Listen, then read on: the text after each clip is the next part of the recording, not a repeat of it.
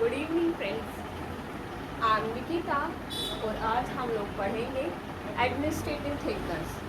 Administrative thinkers में हमारा first chapter administrative theory के बारे में बात करता है। तो एडमिनिस्ट्रेटिव थ्योरीज क्या होती है?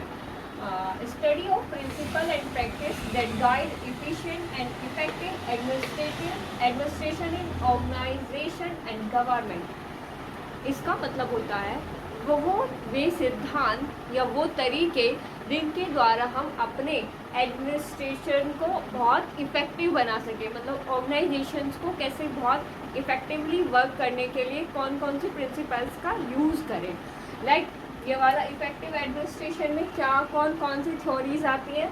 तो साइंटिफिक मैनेजमेंट की थ्योरी आती है, क्लासिकल थ्योरी आती है, ह्यूमन रिलेशन थ्योरी आती है, सिस्टम अप्रोच आती है, ब्यूरोक्रेटिक थ्योरी आती है और बिहेवियर थ्योरी आती है। ठीक है, लेकिन इसके साथ साथ हमें ये जानना है कि इसके जो प्रिंसिपल ऑफ एडमिनिस्ट्रेशन क्या होते हैं।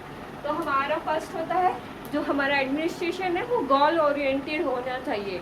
मतलब अगर हमारे पास कोई पॉलिसी मेकिंग के लिए कुछ आता है कि हमें ये पॉलिसी इम्प्लीमेंट करनी है कि ये वाला पर्टिकुलर एरिया इतने टाइम इतना साफ़ हो जाना चाहिए, तो वो गोल ओरिएंटेशन मतलब कितने समय तक हो जाना चाहिए और कितना कंप्लीट होना चाहिए।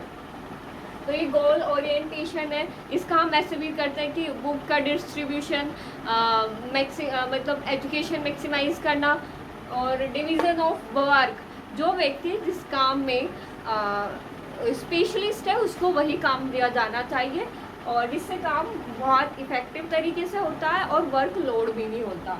और अथॉरिटी एंड रिस्पॉन्सिबिलिटी, जिसके पास अथॉरिटी आएगी काम करने के लिए उसके पास रिस्पॉन्सिबिलिटी भी आएगी।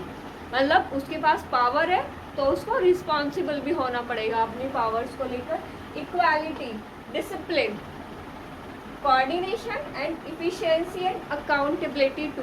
इफिशिएंसी का मतलब होता है कि हमें चीज़ों को बेहतर से बेहतर करना और अकाउंटेबिलिटी मतलब हमारे पास जवाबदेही भी होनी चाहिए। अगर हमारे पास कोई काम आया है, कोई पावर है, तो हमें उसकी जवाबदेही भी होनी चाहिए कि ये काम हमने कितने टाइम में करके दिया। अगर कोई कुछ गलतियाँ हुई हैं तो उसके प्रति भी हमें रिस्पॉन्सिबल होना चाहिए कि हमसे ये गलतियाँ क्यों हुई। सिमिलरली इम्पोर्टेंस इसकी क्या होती है? ये प्रमोट करती है efficiency and productivity, ensure proper utilization of resources and help in achieving organizational goals, improve coordination and communication, encourage discipline and stability. Thank you.